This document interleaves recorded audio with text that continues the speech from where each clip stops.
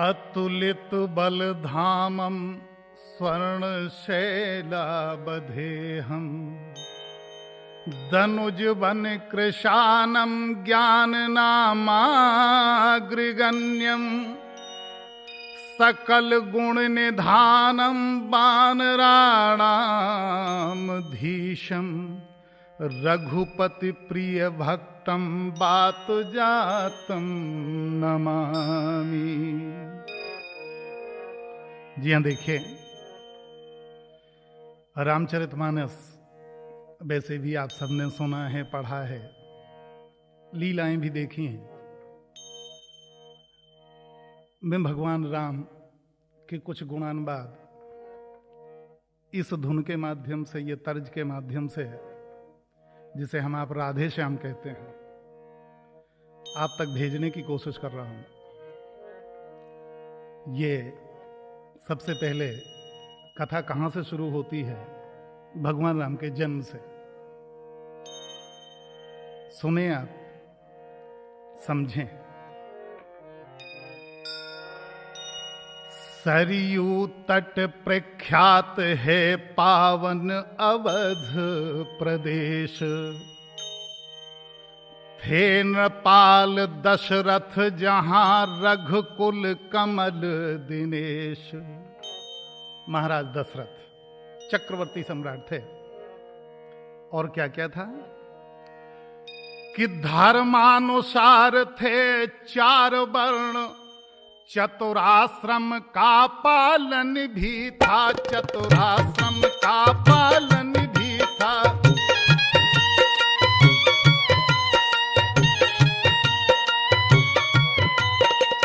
सच्चा व्यवहार मान भी था, संगठन चरित्र गठन भी था।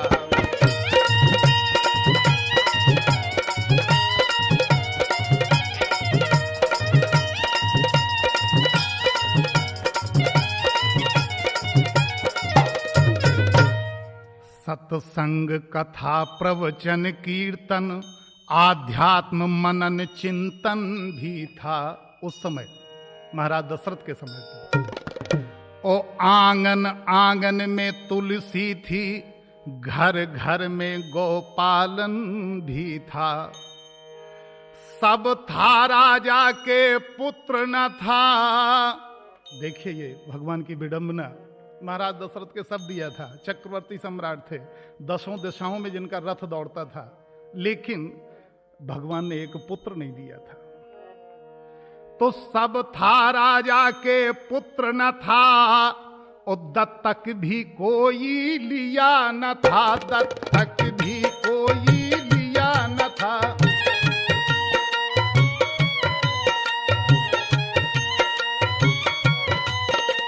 विधना ने बेटा दिया न था, घर तो था घर का दिया न था।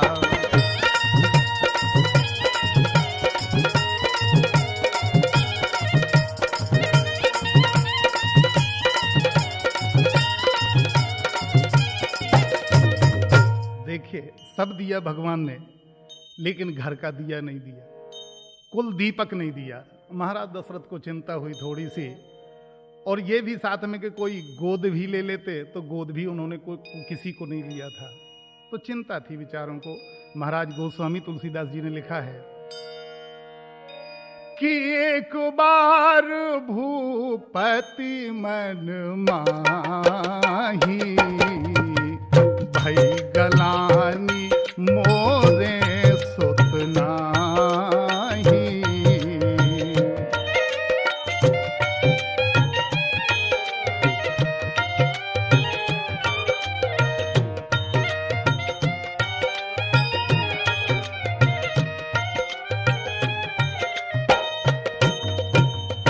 अब जब ये चिंता सताने लगी, तो पुत्र कामना में हुए नृप जब अधिक उदास। हृदय व्यथा कहने गए गुरु वशिष्ठ के पास। वशिष्ठ जी से पास जाकर बोले, पहले तो क्या किया कि पहले तो नतमस्तक होकर और फल 4 चढ़ाए चरणों में, फल 4 चढ़ाए चरणों में।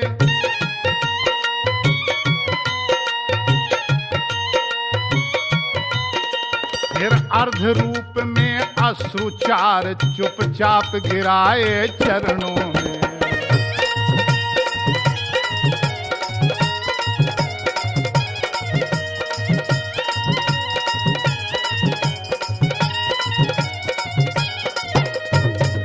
महाराज वशिष्ठ से कहते हैं, दशरथ जी कहते हैं कि हे प्रभु, बोले कर चुका विवाह 3, फिर भी फल उसका मिला नहीं, है चौथापन आने वाला, हृदय कमल अभी तक खिला नहीं। वशिष्ठ जी बोले, क्या चाहते हो? महाराज दशरथ कहते हैं, महाराज क्या जाने कैसा है भविष्य, जो अब तक प्रभु अंधेरा है, जो अब तक प्रभु अंधेरा है।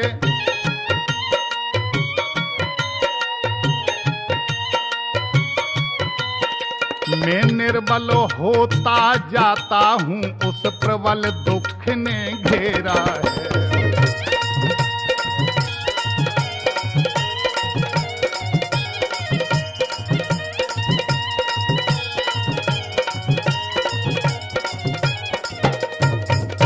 ऐसा तरुवर क्या तरुवर है। हे प्रभु, वशिष्ठ जी से कहते हैं कि गुरुदेव, ऐसा पेड़ भी क्या कोई पेड़ होता है जिसमें कोई फल ना हो?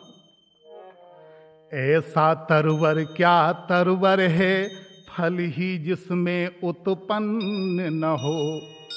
वह जलधर भी क्या जलधर है, जल ही से जो संपन्न न हो। वो तालाब किस काम का जिस तालाब में पानी ही ना हो प्रभु। वशिष्ठ जी बोले, तुम पूरी बात कहो कि चाहते क्या हो। कहते हैं कि गुरुदेव उपाय यही अब हो, यह चित्त प्रफुल्लित हो जाए और आंखों में भी आए प्रकाश, आत्मा आनंदित हो जाए। अच्छा, कम से कम एक पुत्र ही हो, जिसमें रघुवंश बढ़े अपना, और पितरों को भी तर्पण पहुंचे, आगे को नाम चले अपना। वशिष्ठ जी ने देखा कि महाराज दशरथ ज्यादा विकल हो रहे हैं, ज्यादा अधीर हो रहे हैं। कहते हैं कि दशरथ जी, देख शिष्य की विकलता, बोले श्री गुरुराज, ज्ञानवान नरनाथ में इतनी चिंता आज। आज इतनी चिंता हो गई? अरे चिंता तो बहुत बुरी चीज है महाराज जी, चिंता क्यों करते हैं आप दशरथ? दशरथ महाराज बोले कि महाराज कुछ भी हो, जैसे भी उपाय हो, मेरा वंश चल जाए। बहुत अच्छी बात कही वशिष्ठ जी ने। वशिष्ठ जी कहते हैं कि हो जाए कुपुत्र कहीं तो वह ग्रह को शमशान बनाता है, ग्रह को शमशान बनाता है।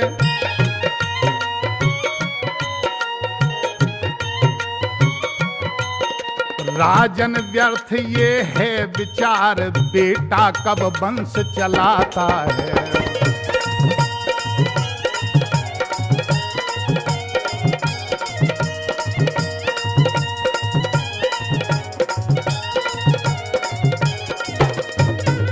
दशरथ जी क्या बात आप करते हैं, कहीं पुत्रों से वंश चलता? अगर को पुत्र पैदा हो गया तो सारे घर को शमशान बना डालेगा। दशरथ जी ने कहा महाराज कुछ भी हो। अच्छा, वशिष्ठ जी बोले अच्छा एक बात बताओ कि अब तक सब महानुभावों ने अपना यश आप कमाया है, अपना यश आप कमाया है।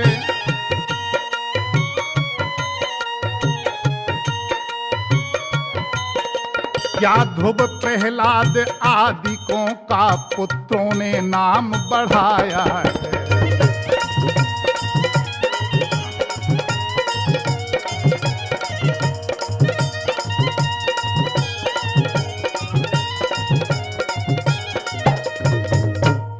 क्या ध्रुव और प्रहलाद, इन जैसे भक्तों का, इन जैसे महान पुरुषों का नाम क्या कभी उनके लड़कों ने चलाया है? उनने तो अपना खुद नाम पैदा किया है। महाराज दशरथ कैसी बात करते हो?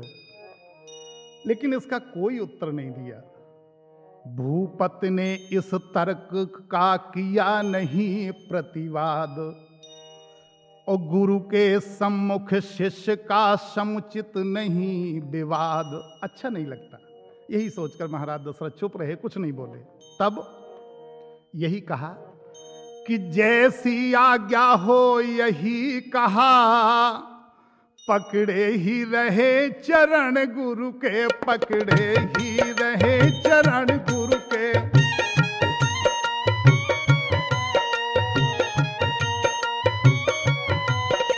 मानो अपना सारा भविष्य कर दिया आज अर्पण गुरु के।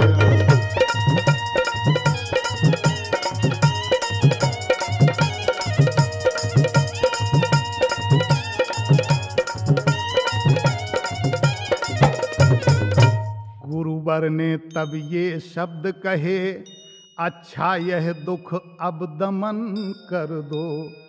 इच्छा है अगर पुत्र ही की, तो थोड़ा परिवर्तन कर दो। महाराज दशरथ ने कहा, प्रभु कहिए क्या परिवर्तन करना है? वशिष्ठ जी बोले, एक काम करो कि इच्छा है अगर पुत्र ही की, पुत्रेष्टि यज्ञ संविधान करो, पुत्रेष्टि यज्ञ संविधान करो।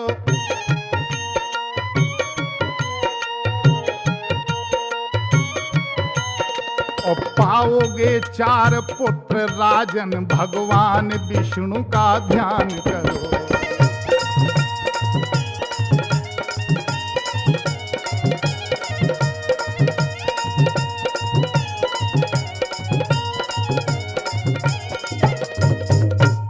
महाराज दशरथ ने कहा, ठीक है, जो आज्ञा महाराज गुरुदेव, वो सर पे है, आगे आदेश करिए। वशिष्ठ जी बोले कि पुत्रेष्ठ यज्ञ के विशेषज्ञ श्रृंगी ऋषि को बुलवाना है। बेमान्य तुम्हारे होते हैं, उनको आचार्य बनाना है। कहा, श्रृंगी ऋषि को बुलवाओ, और वो तुम्हारे मान्य होते हैं, वही आचार्य करेंगे, और ये यज्ञ वही करवाएंगे, पुत्रेष्ठ यज्ञ। ठीक है। गुरुवर का आदेश सुन मुदित उठे महिपाल, आज्ञा यज्ञ प्रबंध की आकर दी तत्काल। श्रृंगी ऋषि आए यथा समय, सानंद वर्ण स्वीकार किया, सानंद वर्ण स्वीकार किया।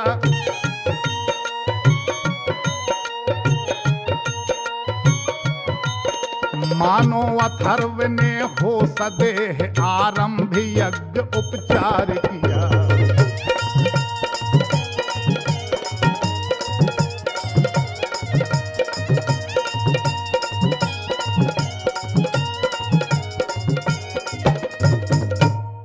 जब यज्ञ समाप्ति का दिन आया, पूर्णाहुति का दिन आया, तो पूर्णाहुति का जब दिन आया, ऋषिगण ने आशीर्वाद दिया।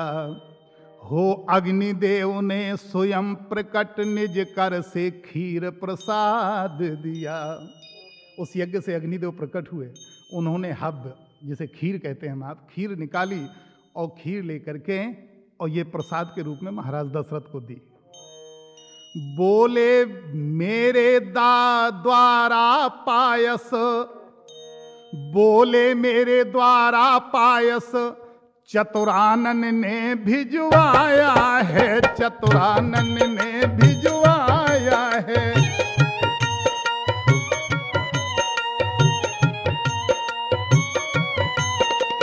यज्ञेश्वर विष्णु चतुर्भुज का प्रस्थान रूप यह आया है।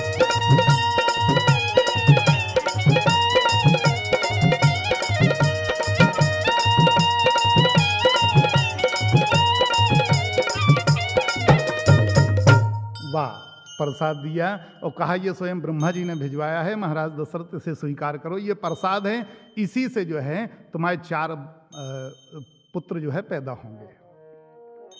अवलोक अलौकिक चमत्कार दशरथ को परमानंद हुआ, और गुरु भक्ति दो चंद बड़ी, मन में प्राणों में सुख चौचंद हुआ।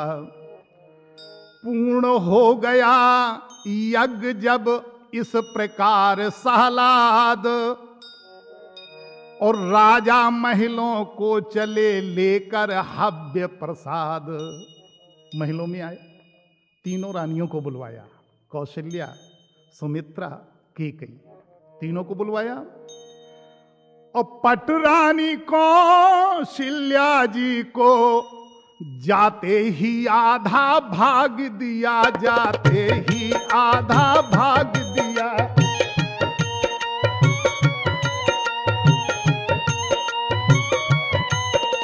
उसके आधा कैकेयी को फिर वही सहित अनुराग दिया।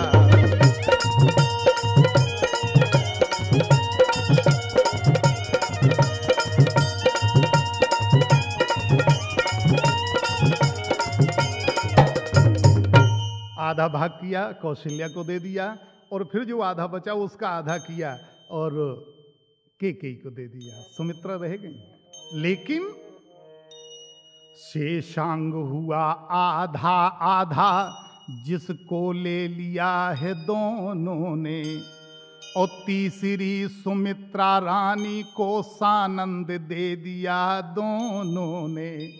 तो सुमित्रा को 2 भाग मिल गए, आधा उसने किया, आधा अपना उसने किया, दोनों ने मिलकर के सुमित्रा को दे दिया। हवि के बटते ही महलों में लोकोत्तर एक प्रकाश हुआ, लोकोत्तर एक प्रकाश हुआ।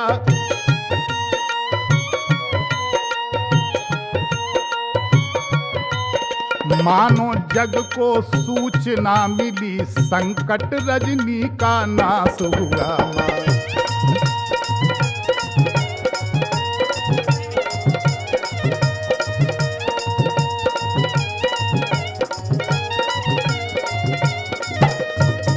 प्रकटा वह तेज रानियों में, जो नेत्र ज्योति का दाता है। खिल उठा अचानक सूर्य वंश, अब सूर्य वंश में आता है। देखें आप, उस खीर प्रसाद पाने से कितनी अलौकिक चीजें हो गई। इसी तरह आनंद में बीत गए 9 मास, विश्व बंध अवतार का समय आ गया पास। वृक्षों में पात नवीन खिले, और सरयू तट सुरसरी कूल हुए, सरयू तट सुरसरी कूल हुए।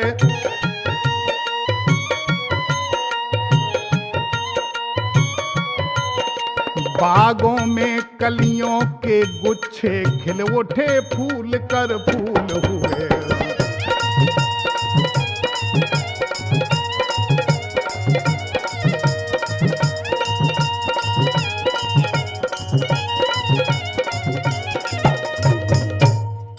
शीतल सुगंधित युत मंद मंद, मलयानिल का संचार हुआ।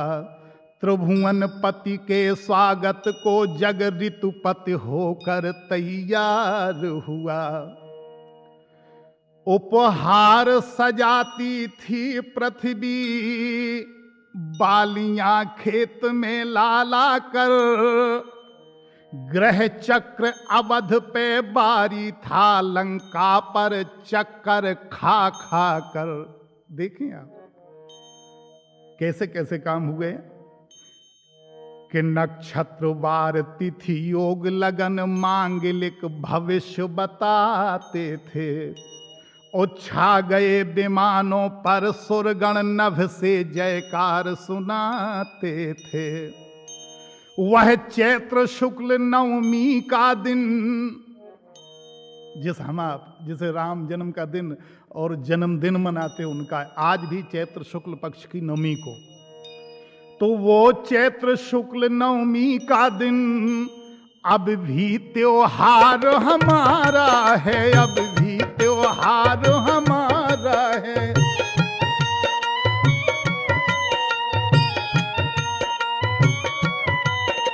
साकेत धाम का दिव्य तेज लेकर अवतार पधारा है।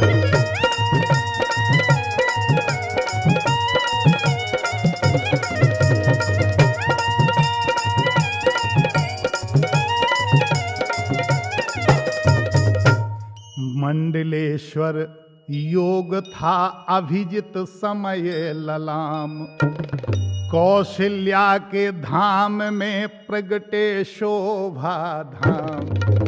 भगवान राम प्रकट हो गए। दुनिया ये कहती है कि पैदा हुए, और मैं भी कहता हूँ कि पैदा हुए, लेकिन तुलसीदास जी ने ये नहीं लिखा। उन्होंने बिल्कुल सीधे शब्दों में लिखा है, भय प्रकट कृपाला दीन दयाला कौशल्या हितकारी। तो जब प्रकट हुए, ऐसी महान विभूति, ऐसे महान पुरुष, ऐसी महान आत्माएं जब इस धरती पर जन्म लेती हैं, तो ये तो निश्चित है कि उन्हें किसी माता पिता का चुनाव करना पड़ता है। लेकिन जी हाँ, और जन्म के समय यही खुशखबरियां, यही सब होता है। देखें आप, केकेई के भी हुआ एक पुत्र उत्पन्न, और गोद सुमित्रा की हुई 2 सुत से संपन्न। एक केकेई के, एक कौशल्या के, और 2 सुमित्रा के, 4 पुत्र पैदा हुए। चमके जब घर में 4 चंद्र, चौगुना हर्ष आनंद हुआ। चौथे पन में 4 सुत पर राजा को परमानंद हुआ। परमानंद की प्राप्ति हुई महाराज दशरथ को। घर द्वार न था ऐसा कोई, जिसमें उस दिन त्योहार न हो, जिसमें उस दिन त्योहार न हो।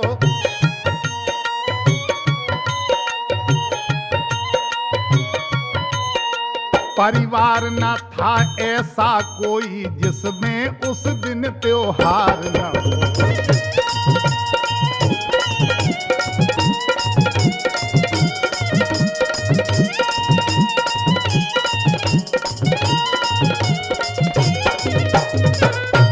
बढ़ता विलोक कर सूर्य वंश, भगवान सूर्य भी मुदित हुए। ओ हो गया महीने भर का दिन, इस भांति दिवाकर चकित हुए। महाराज तुलसीदास जी ने रामचरितमानस में लिखा है बहुत सुंदर शब्दों में कि मास दिवस का दिवस भामरम न जाने कोय, और रथ समेत रवि था कियो निशा कवन विधि होय। कैसे रात्रि हो, 1 महीने के लिए सूरज रुक गए, क्योंकि उनका वंश सूर्य वंश है। उस सूर्य वंश का बढ़ता देख करके, बढ़ावा देख करके महाराज सूर्य भी रथ समेत थक करके रुक गए दर्शन करने के लिए। तीनों लोकों का गुप्त तेज छाया उस समय अयोध्या में, छाया उस समय अयोध्या में।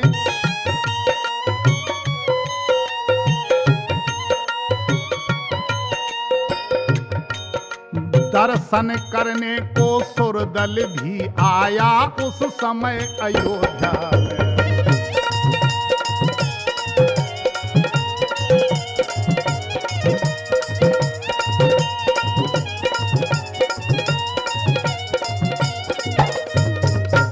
ब्रह्मा आनंद देखने को तब ब्रह्म भाट थे बने हुए। ब्रह्मा जी भाट बनकर वृंदावली गाने को आ गए महाराज दशरथ के दरवाजे। और शंकर भी बूढ़े बाबा बन नृप के द्वारे थे खड़े हुए। अवलोका बहुत विराट रूप, देखा विकराल रूप प्रभु का, देखा विकराल रूप प्रभु का।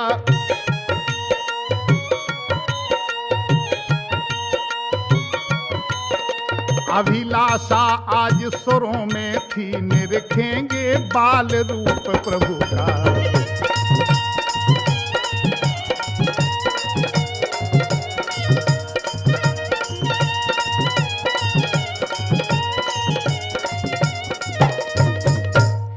किया नृपति ने जिस समय जात कर्म संस्कार, वेदों ने तब सूत बन कियों जय जयकार। और क्या क्या हुआ कि गज रथ भूमि तुरंग पट धन भूषण गोदान, और दिए नेंगियों के लिए नृप ने कर सम्मान। दिन पर दिन मान बढ़ाने को जब दिनकर का विस्तार हुआ, जब दिनकर का विस्तार हुआ,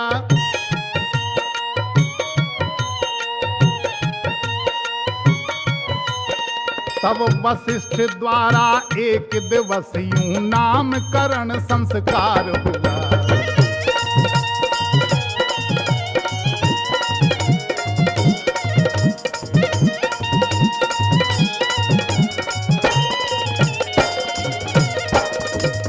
ग्रह काल योग तिथि जन्म लगन सब मैंने बात विचारी है। वशिष्ठ जी ने एक दिन शुभ लग्न नक्षत्र मुहूर्त देख करके चारों पुत्रों का नामकरण संस्कार किया और बोले कि ग्रह काल योग तिथि जन्म लग्न सब मैंने बात विचारी है। इनके प्रिय नाम अनंत नृपति ये सुत तेरे अवतारी हैं। फिर भी नाम दे रहा हूं कि जो नित सुखदायक सुख राशि, सुख सागर सुख प्रद सुख कर है, सुख सागर सुख प्रद सुख कर है।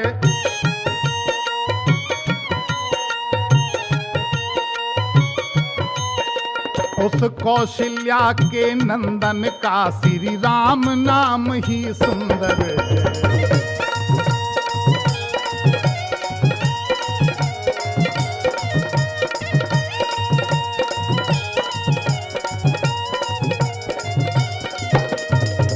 उसका नाम जो कौशल्या का सुत है उनका नाम राम है। और फिर के कई सुत है विश्वभरण, रखता हूं भरत नाम उसका। और जग को सुमार्ग दिखलाएगा उत्तम आदर्श काम उसका। के नंदन का नाम भरत रख दिया वशिष्ठ जी ने। और दो सुत हैं मात सुमित्रा के, शत्रुघ्न द्वितीय कहलाएगा, शत्रुघ्न द्वितीय कहलाएगा।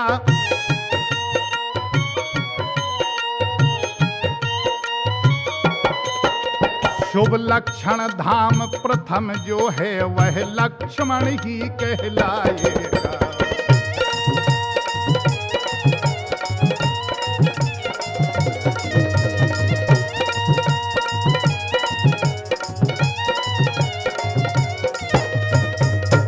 आशीर्वादों की धुन गूंजी, जनता में जय जयकार हुआ, जनता में जय जयकार हुआ।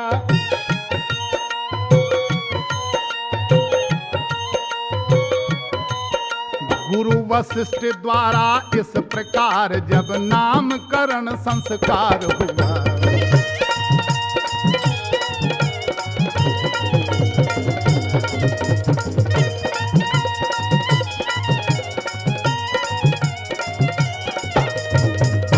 उस समय शारदा देवी भी सुख से फूली न समाती थी।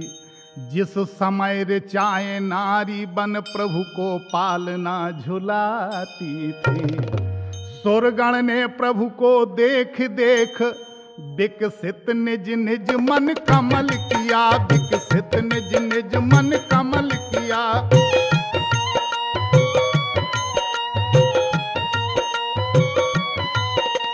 शिव ने भी बाल रूप लख कर जीवन को अपने सफल किया।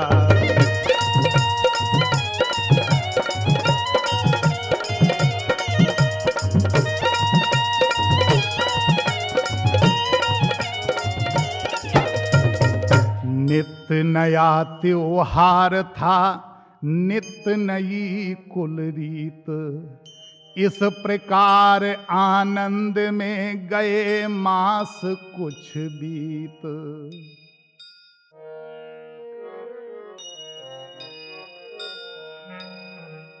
लड़का ही से लक्ष्मण का रघुवर से प्रेम अपार हुआ, उस ओर भरत जी से अथाह शत्रुघ्न लाल का प्यार हुआ।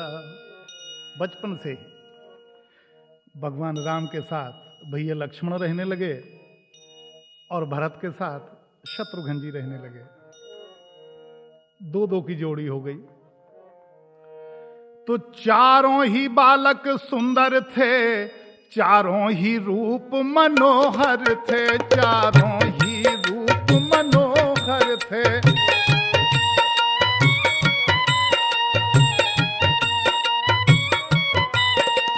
फिर भी कौशल्या नंदन उन चारों में सबसे बढ़कर थे।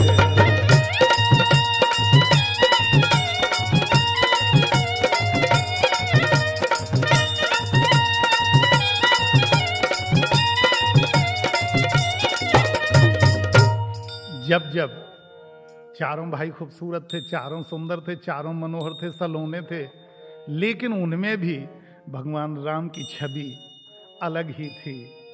उन परम धाम की छवि देखकर तो गोदी में कभी पालने में माताएं लाड़ लड़ाती थी, और पुचकार दुलार सिंगार करें काजर की कोर सजाती थी।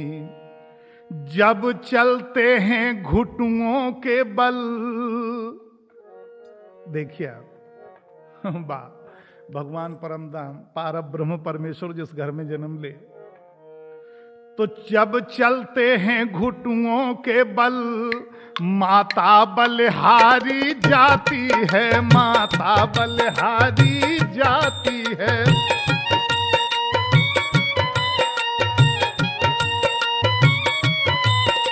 लाला संध्या को सोते हैं तो नजर उतारी जाती है।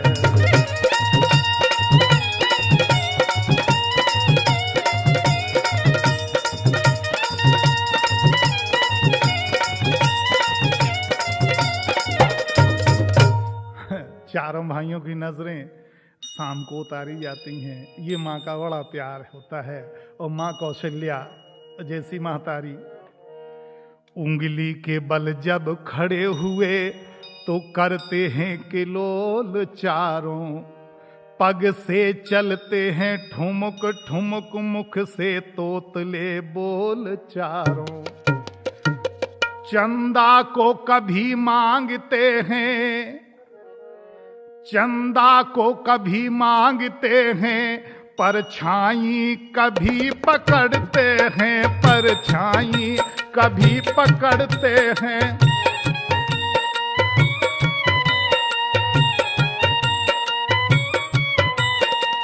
जब भी जैसी हठ पड़ जाए फिर नहीं मनाए मानते हैं।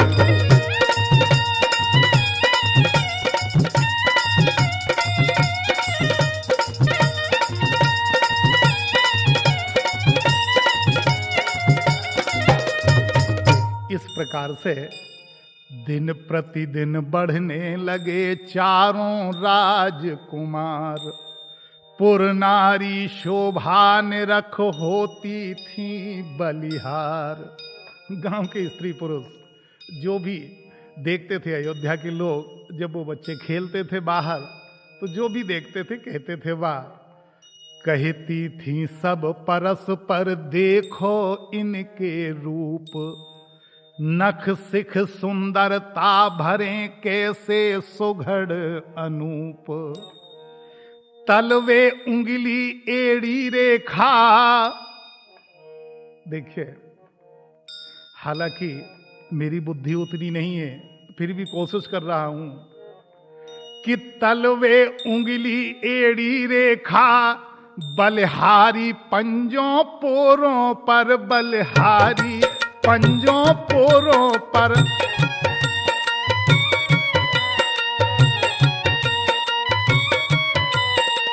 तारे से उजियारे प्यारे, नख तो निरखोचित चोरों पर।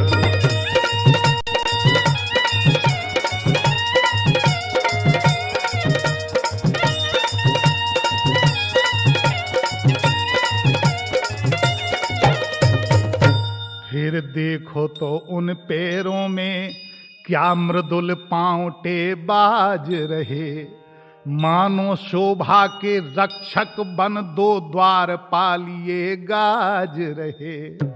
उपमाएं देखें आप।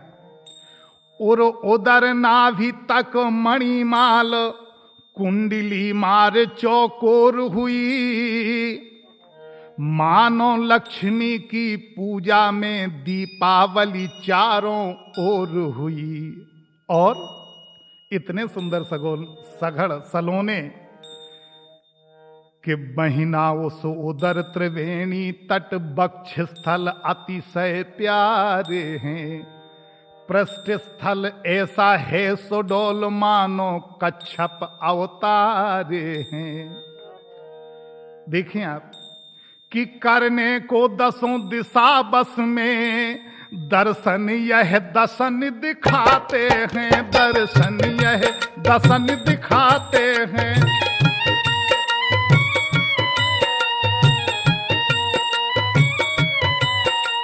दाढ़ी में हीरा गण तारा गण जिनकी छवि देख लजाते हैं।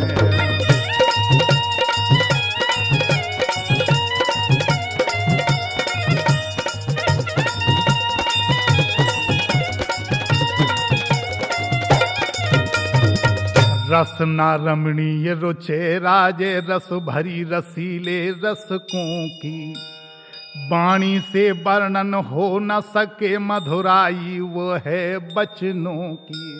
इतने मीठे बोल, इतने प्यारे बोल कि वाणी वर्णन नहीं कर सकती कि वो कितने मीठे बोल थे।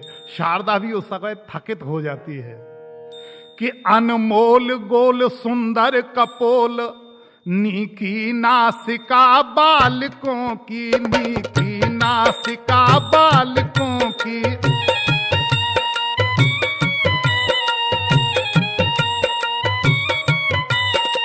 छवि किससे वर्णी जाय सखी, कुंडल वाले उन श्रवणों की।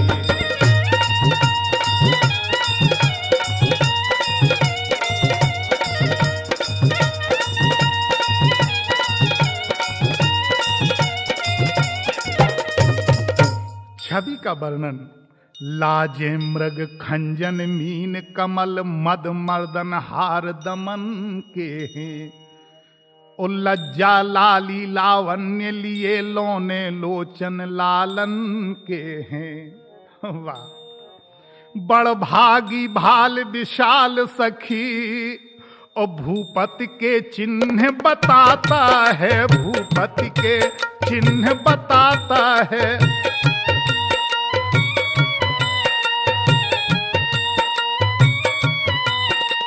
चंदन जगबंदन नंदन का मर्यादा धर्म दिखाता है।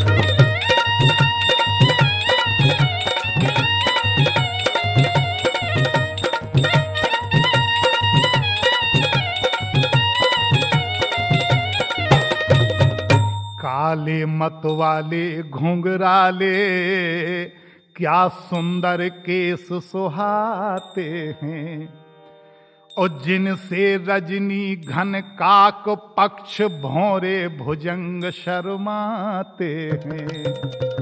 देखो तो आप, हाथों में धनुष बाण सोहे, प्रभु के चारों पुत्रों के हाथों में धनुष बाण लिए हुए, थोड़े से बड़े होते जाते हैं, खेलते जाते हैं।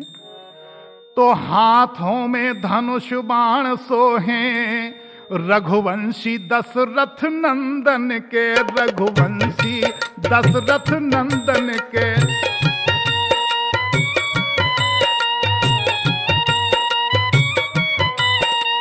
सरयू के तीर नित्य दर्शन हो जाते हैं जगवंदन के।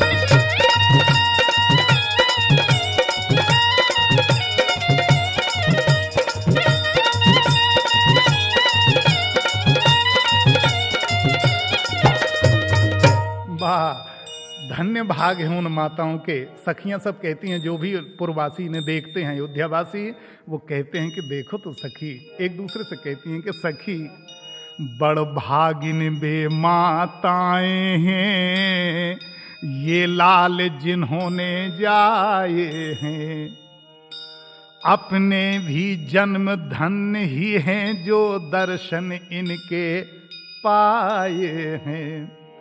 श्री अवधपुरी के धन्य भाग, जो जन्मे यहाँ कुंवर चारों, जो जन्मे यहाँ कुंवर चारों।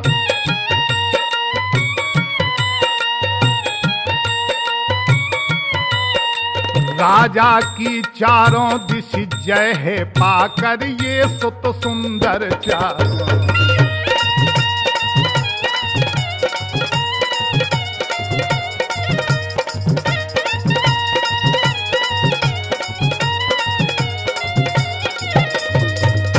इस प्रकार से इसी भांति सब भक्त भी होते थे बलिहार।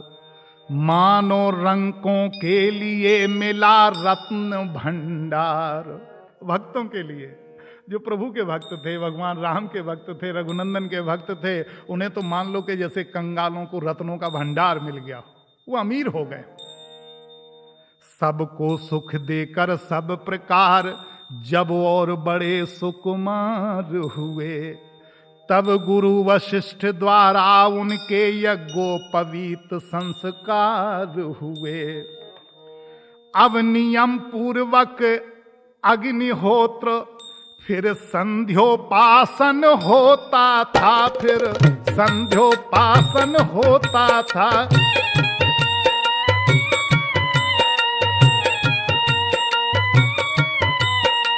विद्यालय घर वशिष्ठ का था, जिसमें विद्यार्जन होता था।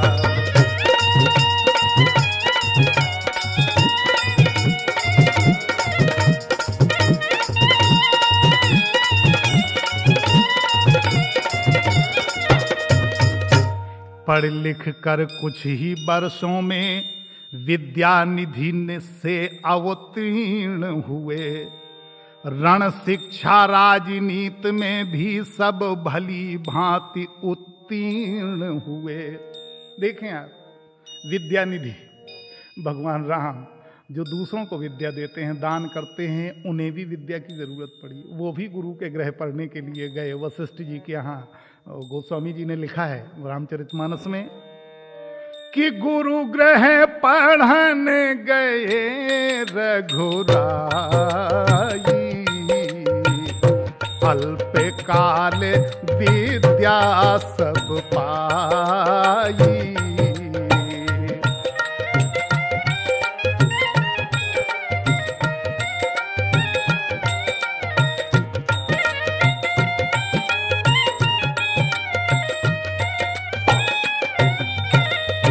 और पढ़ लिख करके रण शिक्षा की भी, राजनीति भी, और सब भली भांत सब में उत्तीर्ण हो गए।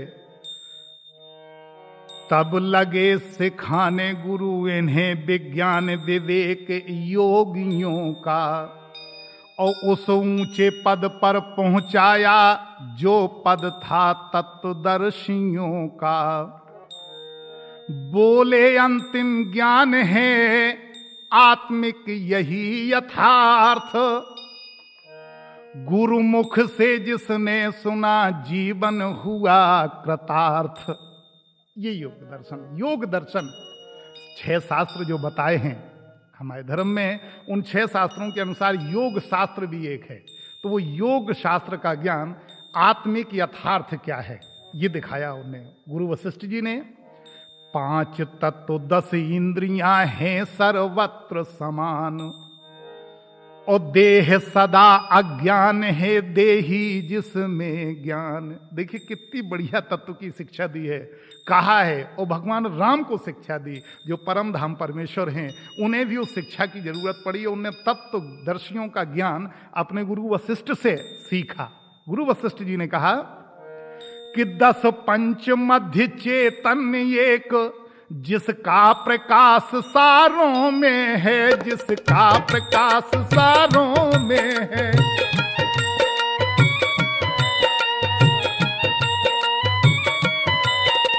जैसे दिनकर का गुप्त तेज चंद्रमा और तारों में है।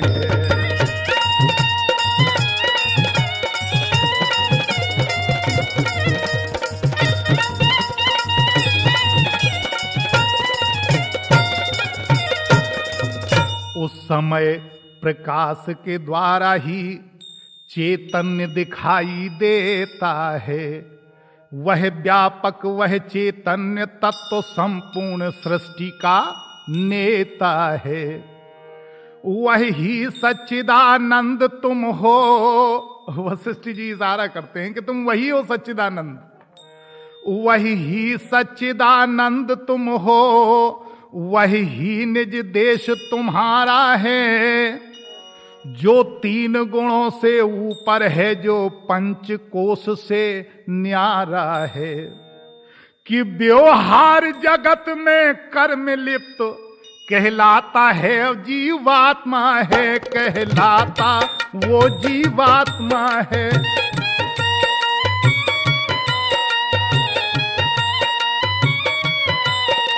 वास्तव में वही तत्सत है, परमात्मा है, विश्वात्मा है।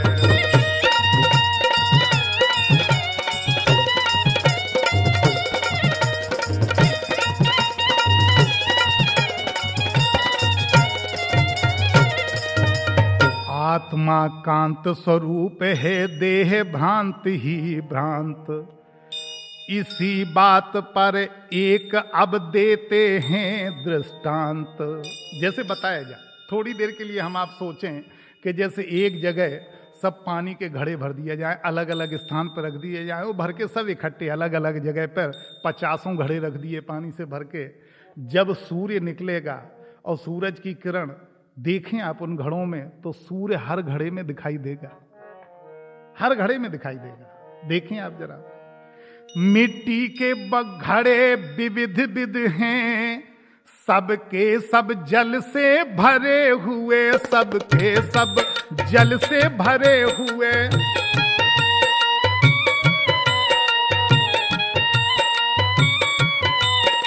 वे एक जगह या कई जगह या बहुत जगह हैं धरे हुए।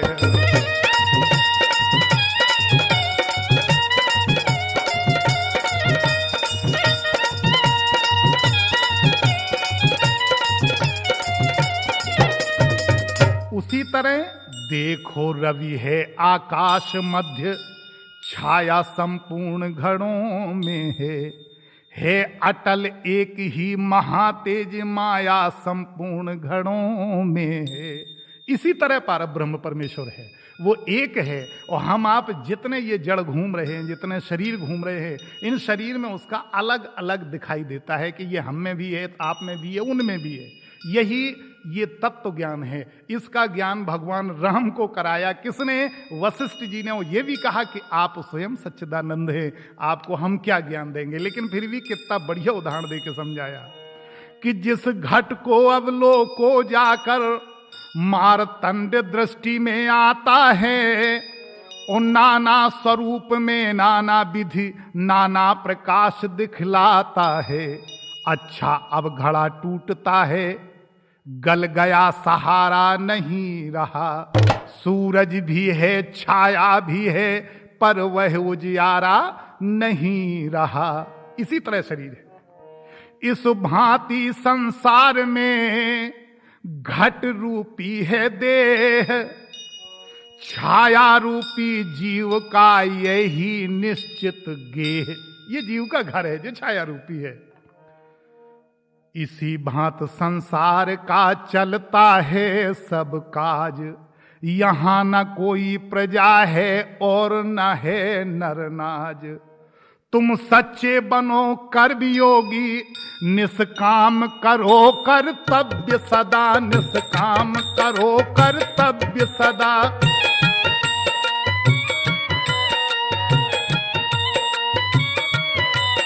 निज ज्ञानालन में भस्म करो होतव्य और भवितव्य सदा।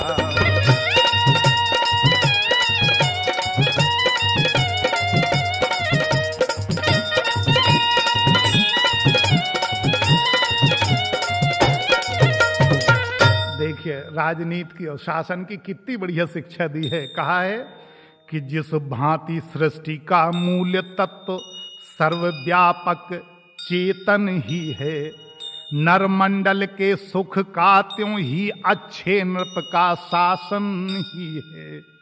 अब जैसे चेतन की लीला में चलता ना किसी का चारा है, चलता ना किसी का चारा है,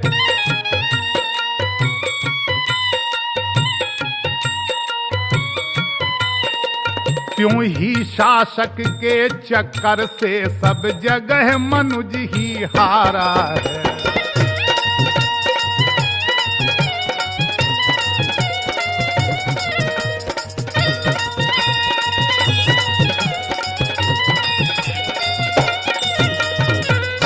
अनुकूल प्राकृतिक घटना हो, नृप का शासन भी अच्छा हो, मन को सत्संगति मिलती हो, तन को भोजन भी अच्छा हो, संबंधी नातेदार सभी व्यवहार ठीक निज रखते हों, सच्चाई और नियम पूर्वक व्यवहार सभी के चलते हों। इतना बानक जब बन जाए, अच्छा कहलाता जीवन है, अच्छा कहलाता जीवन है।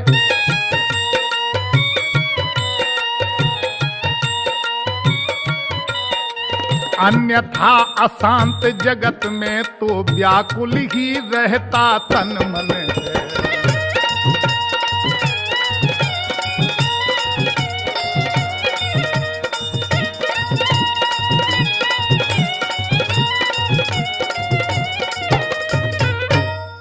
वशिष्ठ जी बोले कि कुंवर तुम बड़े हो, भगवान राम से बोले कि तुम बड़े हो, इसलिए तुम्ही से कहूंगा कि तुम राजा के कुंवर हो, रखना कुल की लाज।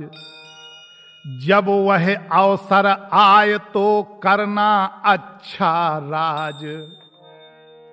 ईश्वर सा ऐश्वर्य ही रखना है अवनीश, इसीलिए तो नृपति भी कहलाता है ईश।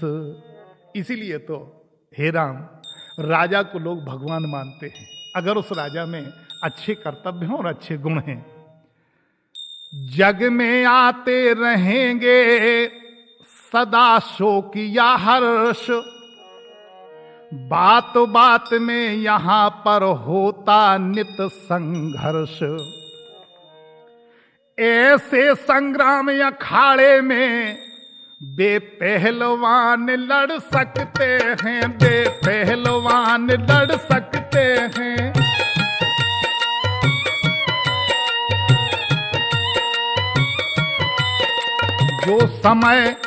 जो समय समझ चढ़ सकते हैं, कुसुमय निहार पढ़ सकते हैं।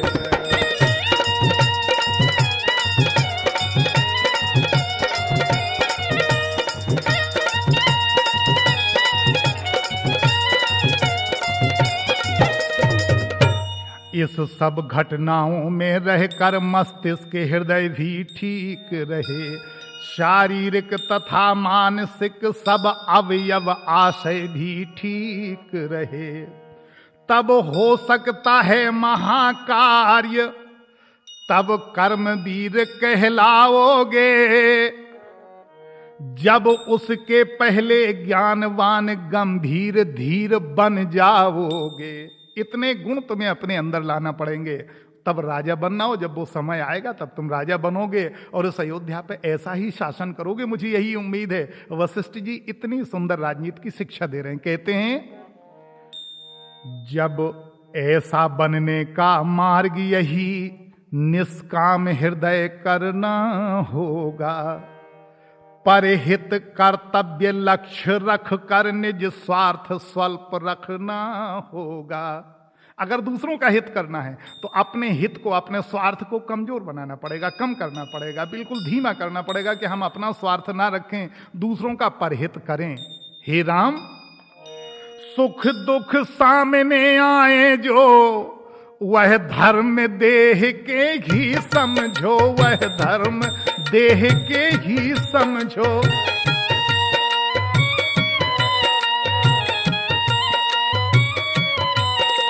नाटकशाला जैसे दिखाओ इस सारी जगती के समझो।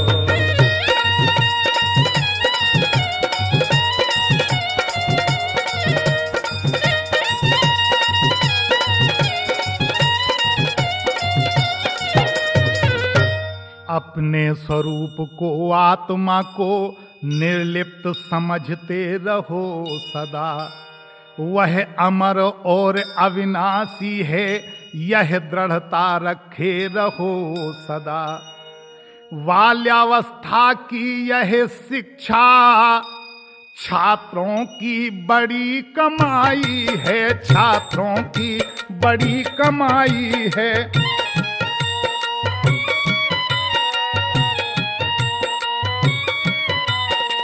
संक्षेप रूप में इसीलिए गुरु गीता तुम्हें सुनाई है।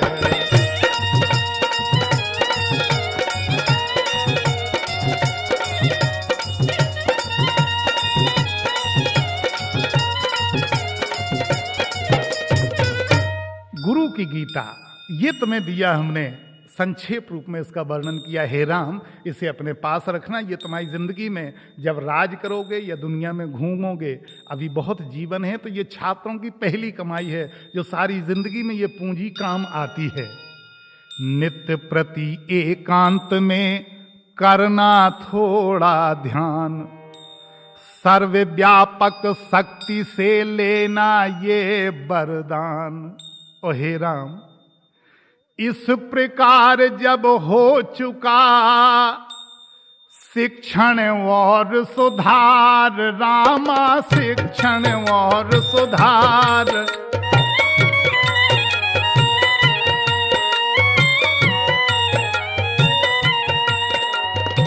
राजकाज करने लगे चारों राजकुमार, राजकाज करने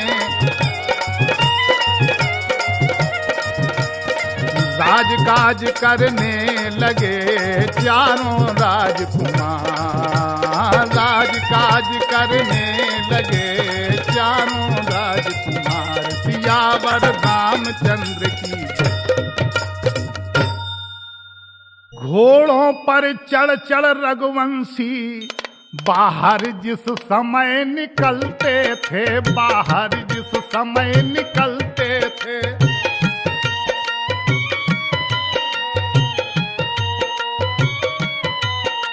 उस समय झुंड के झुंड लोग दर्शन के लिए उमड़ते थे।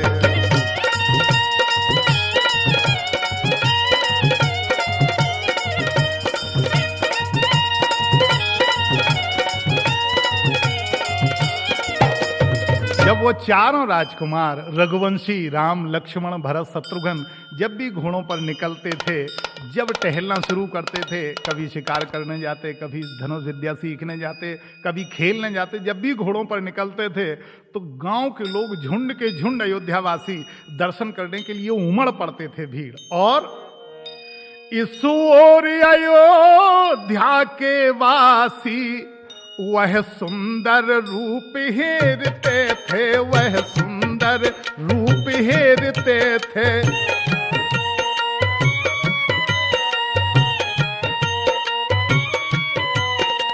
उस ओर विमानों पर बैठे सुरगुण इस भांति टेरते थे।